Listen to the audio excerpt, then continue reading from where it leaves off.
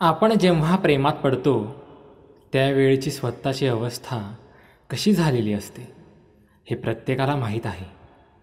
लग्नानंतर काय होतं? दोघांचेही आनंदाचे सुखाचे रंग बदलतात, वेगवेगळे होतात. प्रेमाची गरज ही जेव्हा आनंदाची संयुक्त व्याख्या असते, संकल्प एक असतो, एकच मंदिर असतं, तेव्हा पायवाटही एकच असते. ती पूर्ण परिचयाची होते. थ्रिल नाहीसा होतो. हाताशी असलेल्या सुखात एक सुरक्षितता असते.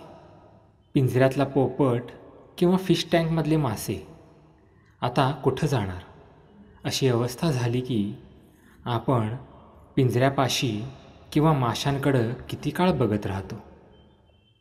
आयुष्यात समंजस जोडीदार आणि गुणी संतती लाभली की धकाधकीची वाटचाल सरळ वाटते.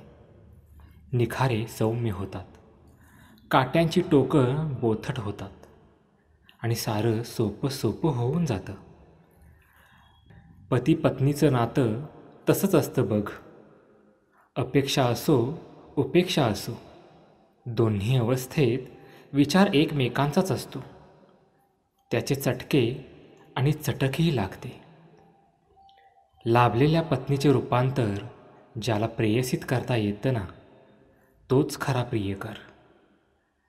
एका वेळेला एकच साधता येतं, स्वतःचं सुख नाहीतर दुसऱ्याचं मन.